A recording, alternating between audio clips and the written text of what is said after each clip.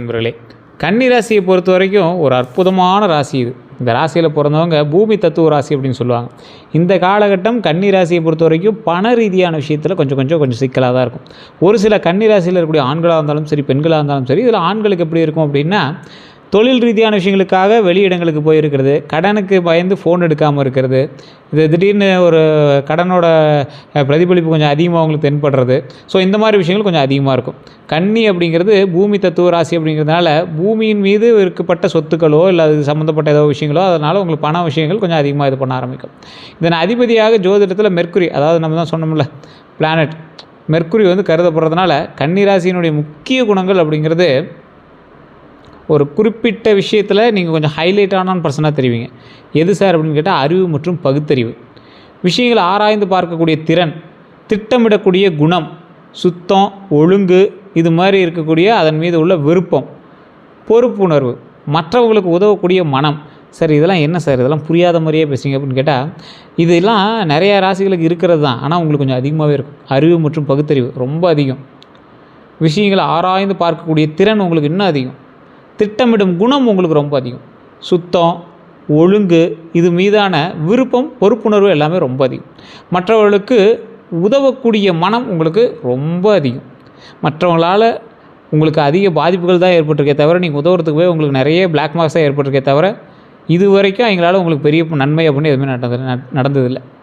இந்த ராசிக்காரர்களுக்கு நண்பர்களின் மூலமாகவும் உறவினர்கள் மூலமாகவும் நிறைய துரோகங்கள் ஏற்பட்டிருக்கும். இவனை போய் நம்பணுமே, இவளை போய் நம்பணுமே அப்படின்னு நீங்களே ஒவ்வொருத்தரை சாடியாக இவங்களை பேசுவீங்க.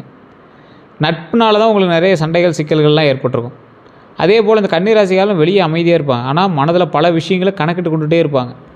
ரொம்ப மைண்ட் கால்குலேஷன் உங்களுக்கு அதிகம். ரொம்ப போட்டு குழம்பிட்டுருப்பீங்க. மைண்ட் கால்குலேஷன் சொல்கிறத விட குழப்பவாதி அப்படின்னு சொல்லலாம். தேவையில்லாத குழம்புறது, எதுக்கு குழம்புறனே தெரியாமல் குழம்பிட்டுருப்பீங்க. எதுக்கு சார் இதுக்கெல்லாம் குழம்பணுமா அப்படின்னு தெரியாத விஷய அளவுக்கு நீங்கள் குழம்பிட்டுருப்பீங்க. தற்போது கன்னிராசியோட முக்கியமான குணாதிசயம் அப்படின்னு பார்க்கும்போது, என்னோடய வாழ்க்கையில் சரியான பாதையில் கொண்டு செல்லணும் அப்படிங்கிறத இப்போ எங்களோட மைண்டில் ஓடிட்டே இருக்கும். இந்த காலகட்டத்தில் என்ன பண்ணோம், என்னோடய வாழ்க்கையில் சரியான பாதையில் கொண்டு செல்லணும் அப்படிங்கிறத மைண்டில் ஓடும். என்னுடைய உழைப்புக்கு சரியான மதிப்பு கிடைக்கணும் அப்படிங்கிறது பெருசாக இருக்கும். எதிர்காலத்துக்கு பாதுகாப்பு வேண்டும் அப்படிங்கிறது பெருசாக இருக்கும். தேவையில்லாத பிரச்சனைகள்லேருந்து விலக வேண்டும் அப்படிங்கிறது பெருசாக இருக்கும். இந்த மாதிரி எண்ணங்கள் தான் உங்களோட வாழ்க்கையில் மிகப்பெரிய ஒரு விஷயமாகவும் கருதப்பட்டிருக்கும். அதே போல் சில நேரங்களில் அதிகமாக யோசிப்பது ஒரு மிகப்பெரிய விஷயம். அதே போல் சிறிய விஷயத்தையும் பெரிதாக எடுத்துக்கொள்வது, ஒரு சின்ன மேட்டராக இருக்குது அதை பெருசாக எடுத்துக்குவீங்க. அதெல்லாம் தேவையில்லாத ஒரு விஷயங்கிறது அப்புறமேட்டு தான் நீங்கள் உணர்வீங்க. இந்த டைமில் போய் இப்படி யோசிச்சுட்டு இருந்தேன், இதெல்லாம் தேவையில்லாத விஷயம் அப்படின்னு யோசிப்பீங்க. ஒவ்வொரு டைம் அதை யோசிக்கவும் மாட்டீங்க. பக்கத்தில் இருக்கிறவங்களாம் தெரியும், எதுக்கு நீ இதெல்லாம் போட்டு குழப்பிக்கிற, இதெல்லாம் தேவையில்லாத வேலை அப்படிங்கிற மாதிரி சொல்லுவான். எல்லாவற்றையும் சரியாக செய்ய வேண்டும் அப்படிங்கிற அழுத்தம், அதாவது எல்லா விஷயத்தையும் நீங்கள் சரியாக செஞ்சே ஆகணும் அப்படிங்கிற அழுத்தம் இருக்குல்ல, அதுதான் உங்களை ரொம்ப ஒரு அழுத்தத்தை கொடுத்துக்கிட்டே இருக்கும். கன்னியில் பிறந்தவர்களுடைய பிறப்பு ரகசியம் அப்படின்னா, ஜோதிட நம்பிக்கையின்படி கன்னி ராசியில் பிறந்தவங்க ஒரு விஷயத்தை சரியாக செய்து முடிக்கணும். அதுதான் எங்களோட பிறப்பு ரகசியம். ஒரு விஷயத்தை எடுத்தாங்கன்னா டக்குன்னு செஞ்சு முடிச்சிடுவாங்க. அறிவை பயன்படுத்துவாங்க. மற்றவர்களுக்கு உதவ பிறந்தவர்கள் இவங்க. வாழ்க்கையில் ஒழுங்கை உருவாக்க பிறந்தவங்க அப்படின்னு சொல்லப்படுது. இவங்க தரம் முக்கியம் அப்படின்னு நினைக்கிறவங்க. இதை பண்ணால் இப்படி மேலே வரலாம், இதை செய்தால் நன்மை உண்டு அப்படின்னு யோசிக்கக்கூடிய நபர். கன்னி ராசியில் யார் எதிரியாக இருப்பாங்க அப்படின்னா, கன்னி ராசிக்காரர்களுக்கு சவால் தரக்கூடியவங்கன்னு பார்த்திங்கன்னா, பொறுப்பில்லாமல் நடக்கிறவங்க தான் உங்களுக்கு எதிரி. உங்கள்கிட்ட நல்லா பேசுவான் சார், வாழைப்பழம் மாதிரி பேசுவான் சார்னு சொல்லுவாங்களே, அந்த மாதிரி நல்லா பேசுவாங்க. ஆனால் அவனே பொறுப்பாக இருக்க மாட்டான். அவங்கெல்லாம் கொஞ்சம் எச்சரிக்கையாக இருங்க. வார்த்தையை காப்பாற்றாதவங்ககிட்ட கொஞ்சம் எச்சரிக்கையாக இருங்க. திட்டமில்லாமல் செயல்படுறவங்ககிட்ட ரொம்ப எச்சரிக்கையாக இருங்க. அதே போல் இவங்களோட உழைப்பை மதிக்காதவங்கக்கிட்ட ரொம்ப எச்சரிக்கையாக இருங்க. கன்னி ராசியில் மிகப்பெரிய சவாலே அதிகமான விமர்சனம் மற்றும் அதிகமாக யோசிப்பது தான். இந்த ராசிக்காரங்க ரொம்ப எச்சரிக்கையாகவும் நிதானமாகவும் இருக்கணும். காரணம் இந்த காரணங்கள் தான். இவங்ககிட்டலாம் நீங்கள் எச்சரிக்கையாக இல்லை அப்படின்னா மாட்டி விட்ருவாங்க. உங்களை மாட்ட வச்சுட்டு ரொம்ப அலக்களிக்க ஆரம்பிப்பாங்க. அதே போல் குடும்பத்தில் யார் உறுதுணை அப்படின்னா, கன்னி ராசிக்காரர்களுக்கு இவங்களுடைய முயற்சியை புரிந்து கொள்பவர்கள் தான் மிகப்பெரிய உறுதுணை. அமைதியான ஆலோசனை வழங்குறவங்க ரொம்ப முக்கியமான ஒரு விஷயத்தில் இருப்பாங்க. நம்பிக்கையான குடும்ப உறுப்பினர்கள் ரொம்ப எங்களுக்கு முக்கியம். குடும்பத்தில் யார் உறுதுணை, நம்பிக்கையாக இருக்கிறவங்க தான் உறுதுணை. நல்ல ஆதரவாக இருக்கிறவங்க ரொம்ப உறுதுணை. சவால் அப்படின்னா, இவங்களோட உணர்வுகளை புரிந்து கொள்ளாதவங்க தான் சவால். எப்போதும் அவசரப்படுறவங்ககிட்ட ரொம்ப எச்சரிக்கையாக இருங்க. அவசரமாக இதை பண்ணிடு, அதை பண்ணிடு, சரி பண்ணிக்கலாம், இதை பண்ணு, அதை பண்ணு அப்படின்னு சொல்லுவாங்களா, என்கிட்ட ரொம்ப எச்சரிக்கையாக இருங்க. அவங்க தான் உங்களுக்கு முதல் எதிரி அப்படின்னு கூட சொல்லலாம். கன்னிராசிக்காரர்களுக்கு பொருத்தமான தொழில், நிறைய பேர் நிறைய வகையான தொழில் சொல்கிறாங்க சார், நிறையா தொழில்கள் செய்கிறோம். ஆனால் எதுன்னு பார்த்தீங்கன்னா, எந்த தொழில் பண்ணாலும் இந்த 6 மாத காலம் நீங்கள் கொஞ்சம் எச்சரிக்கையாக பண்ணணும் அப்படிங்கிறது மைண்டில் ஞாபகம் வச்சுக்கோங்க. ஜோதிடத்தில் கன்னிராசிக்கு பொருந்தக்கூடிய துறைகள் அப்படின்னு பார்க்கும்போது, அறிவு மற்றும் கணக்கு சார்ந்த துறைகள், கணக்கியல், வங்கி, நிதி, ஆடிட்டிங், இது எல்லாமே உங்களுக்கு ஓரளவுக்கு பொருந்தக்கூடிய துறை. தொழில்நுட்பம், மென்பொருள், டெக்னாலஜி, ஆராய்ச்சி, இது எல்லாமே உங்களுக்கு பொருந்தக்கூடிய தொழில்நுட்பம். சேவை துறைகள், மருத்துவம், ஆலோசனை, கல்வி, இது எல்லாமே வந்து சேவை துறைகள் அப்படின்னு சொல்லுவாங்க. வியாபாரம், திட்டமிடல், இது சார்ந்த தொழில், ஆன்லைன் சேவை, நிர்வாகம், இது எல்லாமே வந்து வியாபார ரீதியாக செட் ஆகுங்க. இனி வரும் காலகட்டத்தில் தொழில்நிலை அப்படிங்கிறது கன்னிராசிக்காரர்களுக்கு பழைய முயற்சிகள் பலன் கிடைக்கக்கூடிய வாய்ப்புகள் உண்டாகும். பழைய முயற்சிகள், நீங்கள் ரொம்ப பழைய முயற்சிகள்லாம் பலன் கிடைக்கிறதுக்கான வாய்ப்பு உண்டாகும். புதிய திறமைகள் மூலம் வளர்ச்சி உண்டாகும். வேலை மாற்றம் அல்லது புதிய பொறுப்பு வாய்ப்பு உண்டாகுது. இதெல்லாம் ஜோதிட ரீதியான பார்வையில் இருக்கலாம்னு சொல்லப்பட்டாலும் உங்களுடைய தனிப்பட்ட ஜாதகம் தான் சரியாக சொல்லும். நிறைய பேருக்கு தெரியாத ஒரு விஷயம் என்ன அப்படின்னா, உங்களுடைய ஜாதகம் இருக்குது அப்படின்னா ஃபஸ்ட்டு நீங்கள் செக் பண்ண வேண்டியது லோக்கலில் கொடுத்து செக் பண்ணுங்கள். ஜாதகமே இல்லாதவங்க கூட பிறந்த நேரம், பிறந்த தேதி, பிறந்த ஊர் தெரிஞ்சிச்சுன்னா போதும். அதாவது ஜாதகம் செக் பண்ணிங்க அப்படின்னா, இப்போ தசாபுத்தி எங்கே இருக்குது, எப்படி இருக்குது, அது உங்களுக்கு சாதகமாக இருக்கா, அதன் மூலமாக நன்மை உண்டா, இப்போ இதெல்லாம் சரியாக சொல்கிறவங்கக்கிட்ட நீங்கள் அடுத்தடுத்த ஸ்டெப்பு கேட்கலாம். இல்லை சார் அது எனக்கு சாட்டிஸ்ஃபை ஆகலை அப்படின்னா கீழே ஒரு நம்பர் கொடுத்து அந்த நம்பருக்கு ஃபோன் பண்ணுங்கள். பிறந்த தேதி, பிறந்த நேரம், பிறந்த ஊர் சொன்னீங்க அப்படின்னா ஆட்டோமேட்டிக்காக உங்களுக்கு A to Z கம்ப்ளீட்டாக எல்லாம் சொல்லிடுவாங்க. இந்த ராசி வந்து ஒரு ஜாதி மாதிரி ஆயிடுச்சு. கன்னிராசியில் இருக்கிறவங்க ஒரு ஜாதி மாதிரி ஆயிடுச்சு. அது எப்படி சொல்லுவாங்க அப்படின்னா, கன்னிராசியில் பிறந்தவனா ப்ளே பாய், கன்னிராசியில் பிறந்தவனா ரொம்ப ஒரு மாதிரி அப்படிம்பாங்க. சார் கன்னிராசியில் பிறந்தவன் நார்மலான ஒரு ஆள் தான். ஆனால் இந்த டைமில் கன்னிராசியில் இருந்தவங்க நார்மலாகவே இருக்கிறதுக்கு ட்ரை பண்ணுங்கள். ஏதாவது பெண்கள் மேட்ரோ, ஆண்களாக இருந்தால் பெண்கள் மேட்ரோ, பெண்களாக இருந்தால் ஆண்கள் மேட்ரோ, ஏதாவது ஃபோனில் பேசுகிறீங்க, பழைய பழக்கங்கள் ஏதாவது இருக்குது அப்படின்னா தயவுசெய்து இந்த டைமில் ஸ்கிப் பண்ணிடுங்க. வேண்டவே வேண்டாம், மாட்டிக்குவீங்க. கண்டிப்பாக தேவையில்லாத பெரிய இஷ்யூஸ் கொண்டு போய் விடுறதுக்கான வாய்ப்புகள் இருக்குது. அதனால் அதில் வந்து கொஞ்சம் எச்சரிக்கையாக இருங்க. எந்த விஷயத்தில் நீங்கள் என்ன எச்சரிக்கையாருன்னா, வண்டி வாகன விஷயத்தில், வண்டி வாகனம், தண்ணி, பாத்ரூம் வலிக்கு விழுவுறது, இந்த மாதிரி விஷயத்தில் ரொம்ப எச்சரிக்கையாக இருங்க. அதே போல் தேவையில்லாமல் ஒருத்தன் எதோ போயிட்டுருக்கான், அவன்கிட்ட சண்டை போட்டு ரோட்டில் போயிட்டுருக்கோன்ட்டு சண்டை போடுறதெல்லாம் இந்த மாதிரி விஷயத்தில் ரொம்ப எச்சரிக்கையாக இருக்கணும். எந்த தொழிலில் கன்னிக்கு செட் ஆகும் அப்படின்னா, கணக்கு மற்றும் நிதி. கணக்கு மற்றும் நிதி தொழிலில் ரொம்ப எச்சரிக்கையாகவும் நிதானமாக இருந்தீங்கன்னா வெற்றி உண்டு. மருத்துவம் சார்ந்த தொழில் ரொம்ப நன்மை உண்டு. கல்வியில் வெற்றி உண்டு. டெக்னாலஜி பரவாயில்லையா இருக்கும். ஆராய்ச்சி, நிர்வாகம், ஆலோசனை தொழில், இது எல்லாமே உங்களுக்கு பரவாயில்ல. ஆலோசனை தொழில் எனக்கு கன்சல்ட்டிங்கு. அதே போல் இந்த கன்னிராசிக்காரர்கள் ஏதோ ஒரு தருவாயிலையாவது வெளிநாட்டு வருமானத்தை நீங்கள் வந்து செலவு பண்ணுவீங்க. உங்கள் அண்ணன் மூலமாகவோ, தங்கை மூலமாகவோ, உங்கள் மூலமாகவோ, உங்கள் கணவன் மூலமாகவோ, ஹஸ்பண்ட் ஒய்ஃப் மூலமாகவோ, யாரோ ஒருத்தர் மூலமாக, உங்களோட தந்தையர் மூலமாக, யாரோ ஒருத்தர் மூலமாக வெளிநாட்டு பணம் டாலர்ஸில் நீங்கள் கொஞ்சமாக சம்பாதிப்பீங்க. சம்பாதிச்ச பணத்துலையாவது நீங்கள் கொஞ்சம் செலவு பண்ணுவீங்க. எந்த திசை சாதகமாக இருக்கும் அப்படின்னா, ஜோதிட நம்பிக்கையின்படி வடக்கு, வடகிழக்கு திசை ரொம்ப சாதகமாக இருக்கும். திசைகள் வளர்ச்சிக்கு சாதகமாக கருதப்படுகிறது எது தெரியுமா? வடக்கு, வடகிழக்கு தான் உங்களுக்கு சாதகமான ஒரு திசை. இந்த ராசிக்காரரை பொறுத்த வரைக்கும் செய்வன கந்திஷ்டி பற்றி சில விஷயங்கள் சொல்லணும் அப்படின்னா, இதெல்லாம் வந்து மூட நம்பிக்கைன்னு ஒரு சிலர் சொல்லலாம்.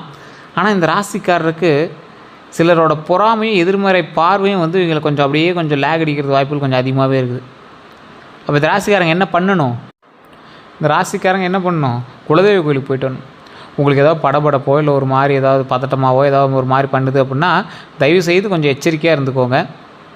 அது வந்து உங்களுக்கு செய்வனையாக கூட இருக்கலாம், இல்லை கந்திஷ்டியாக கூட இருக்கலாம். அதுக்கு ஏதாவது ரெமெடி வேணுமா அப்படின்னா குலதெய்வ கோயிலுக்கு போய்ட்டு வாங்க. கீழே ஒரு நம்பர் இருக்குது, உங்களுக்கு வேணும் அப்படின்னா அந்த நம்பருக்கு ஃபோன் பண்ணி உங்களோட ஜாதகத்தை கொடுத்து செக் பண்ணிக்கோங்க. பிரபல ஜோதிடர் தான் பேசுவார். வெயிட் பண்ணி தான் நீங்கள் வந்து பேச மாதிரி இருக்கும். அப்பாயின்மெண்ட் பேசுகிறது தான் வந்து ஜோதிடம் பார்ப்பார். உங்களுக்கு வேணும் அப்படின்னா ஜஸ்ட் வெயிட் பண்ணி நீங்கள் வந்து பேசி தெரிஞ்சுக்கலாம். அதே போல் கன்னிராசிக்காரங்க நல்ல நேரம் எப்போ ஆரம்பிக்குது அப்படின்னு ரொம்ப நாளாக கேட்டுட்டு இருந்தீங்க. கன்னிராசிக்காரர்களுக்கு திட்டமிட்டு செயல்படக்கூடிய காலகட்டம் இதுதான்.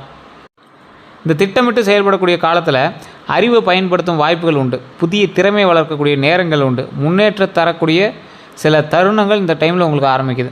அப்போ நீங்கள் என்ன பண்ணணும்? எந்த ஸ்டெப் எடுத்தாலும் குலதெய்வத்தை வணங்கிட்டு தடையில்லாமல் வழிபட்டுட்டு அந்த ஸ்டெப் வந்து நீங்கள் எடுத்து நல்ல நேரத்தை உருவாக்கிக்கணும். உங்களுக்கு நல்ல நேரம் இருக்குங்கிறது தெரிஞ்சிருச்சு. உங்களுக்கு ஏன் அமையலைன்னு கேட்டால் உங்களோட ஜாதகம் தான் காரணம். உங்கள் கூட பிரயாணிக்கக்கூடிய மற்ற ஜாதக ரீதியான சில ராசிகள் தான் காரணம். அப்போ பக்கத்தில் இருக்கிறவங்களை விசாரிக்கிறத விட உங்களோட ஜாதகத்தை விசாரிச்சிங்கன்னா சரியாக போய்டும்.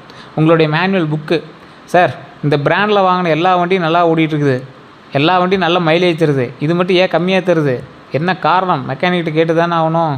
ஸோ இது மாதிரி நீங்கள் செக் பண்ணிட்டீங்க அப்படின்னா ஆட்டோமேட்டிக்காக உங்களுக்கான பலன்கள் எல்லாமே சொல்லிடுவாங்க. இந்த ராசியை பொறுத்த வரைக்கும் தலைமை திறன் அதிகங்க. ரொம்ப ஒரு தலைமை திறன் அதிகம். இவங்க சைலண்ட்டாக இருந்துட்டு சைலண்ட்டான ஒரு கேப்டனாக இருந்துருவாங்க. ப்ராப்ளத்தை எல்லாத்தையும் சால்வ் பண்ணக்கூடிய ஒரு சைலண்ட் கேப்டனாக இந்த ராசிக்காரில் இருக்கிறதுக்கு 100% உண்டு. அதே போல் இந்த ராசிக்கு அதிர்ஷ்டமான நிறங்கள் அப்படின்னு பார்த்திங்கன்னா, ஜோதிட நம்பிக்கையின்படி இது சொல்கிறோம். நிறைய பேர் இதெல்லாம் நிறம், எண், நாள் இதெல்லாம் வந்து பெருசாக கணக்கில் வச்சிக்க மாட்டாங்க. பெருசாக உங்களுக்கு உதவலை அப்படின்னாலும் ஒரு கர்ச்சீப் அளவுக்காவது கையில் வச்சுருங்க. ஒரு கர்ச்சீஃபாவது கையில் வச்சுருங்க. இந்த கலரில் பச்சை, வெள்ளை, இளம் சாம்பல், நீலம் இதில் ஏதாவது ஒரு கலரில் கர்ச்சீஃபாவது வச்சுருங்க. ரொம்ப நல்லது. இந்த ராசிக்காரங்க அதிர்ஷ்ட எண் அப்படின்னா 5, 14, 23. கன்னியோடு தொடர்புடையது இதுதான். 5, 14, 23. அதிர்ஷ்ட நாள் அப்படின்னா புதன்கிழமை முக்கியமான நாளாக கருதப்படுதுங்க. புதன்கிழமை ரொம்ப முக்கியமான நாள். அந்த புதன்கிழமை நீங்கள் எதாவது செய்யணும், நிலம் கரையம் பண்ணணும், அது இதுன்னு எதாவது பண்ணோம் அப்படின்னா அந்த டைமில் நீங்கள் ஸ்டெப் எடுத்தீங்க அப்படின்னா ரொம்ப நல்லதுங்க. திருமண வாழ்க்கை அப்படிங்கிறத பொறுத்த வரைக்கும் உண்மையான உறவை விரும்புவாங்க, பொறுப்பான துணையாக இருப்பாங்க, குடும்பத்தை கவனிப்பாங்க. திருமணத்தில் அதிக எதிர்பார்ப்பை குறைத்தா உறவு சிறப்பாகுதுங்க. அதிக எதிர்பார்ப்பு குறைச்சிங்க அப்படின்னா உறவு சிறப்பாகுது. குழந்தை பாக்கியத்தை பொறுத்த வரைக்கும் ஜோதிடத்தில் குழந்தை யோகம் முழு ஜாதகத்தை வைத்து தான் பார்க்கப்படும். நிறைய பேர் கேட்குறீங்க, சார் இந்த ராசியில் பிறந்தவங்களுக்கு இத்தனை வருடங்களாக குழந்தை இல்லாததுக்கு என்ன தான் வழி அப்படிங்கிற மாதிரி கேட்குறீங்க.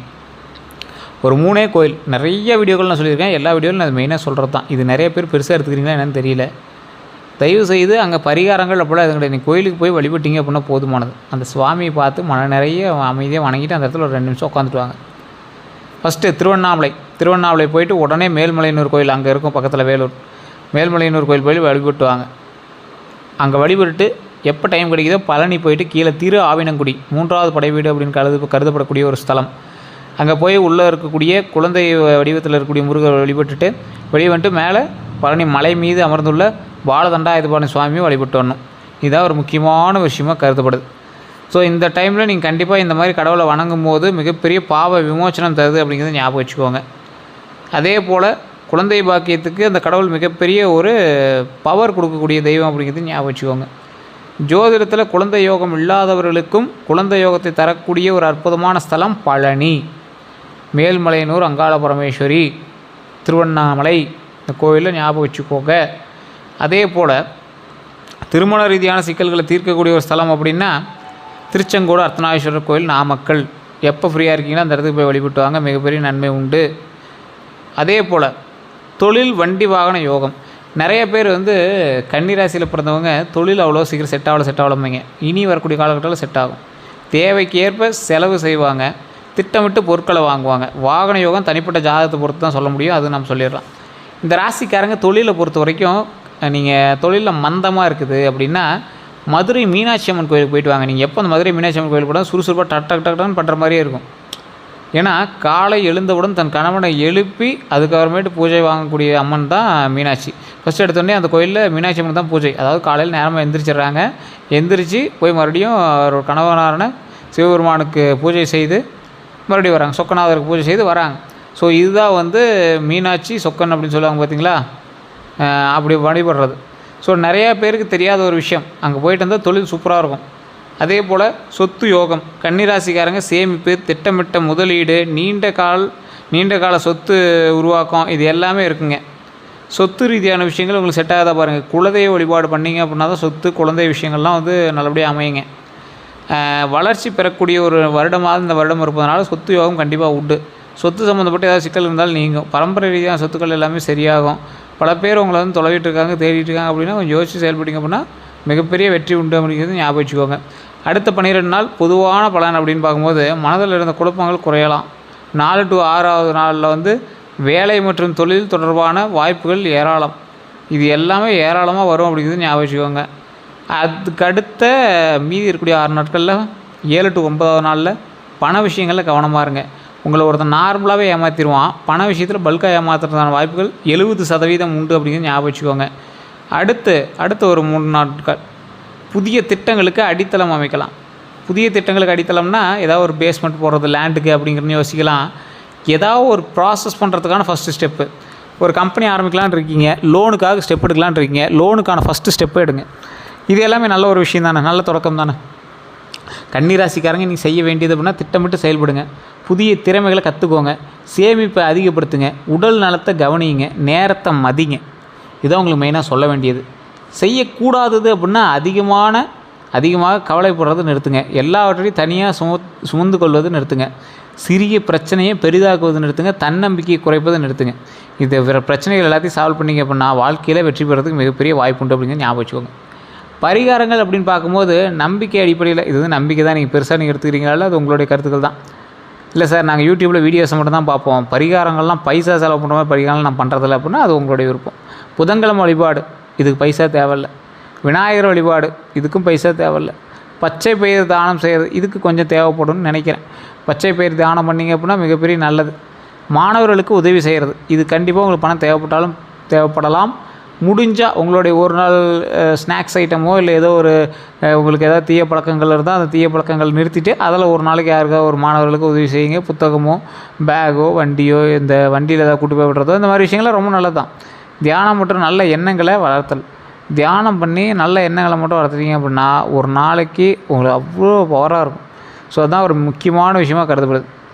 இந்த ராசிக்காரங்க கன்னி ராசியில் மிகப்பெரிய பலம் அப்படின்னா அறிவு ப்ளஸ் திட்டமிடல் ப்ளஸ் உழைப்பு. அறிவாக இருப்பாங்க, திட்டமிட்டு பிளான் பண்ணி உழைப்பாங்க. ஸோ இதை யாராலையும் மறக்க முடியாது. இந்த ராசியில் பிறந்தவங்க யாராக இருந்தீங்க அப்படின்னா மறக்காம கமெண்ட் செயல் பதிவிடுங்க. இதுவரை நம்ம சேனல் சப்ஸ்கிரைப் பண்ணி வந்தால் சப்ஸ்கிரைப் பண்ணிக்கோங்க. பதில் பெல் பட்டன் மறக்காம ப்ரெஸ் பண்ணிக்கோங்க. அதில் ஆல் அப்படின்னு கிளிக் பண்ணிக்கோங்க. எல்லோருக்கும் நன்றி நண்பர்களே.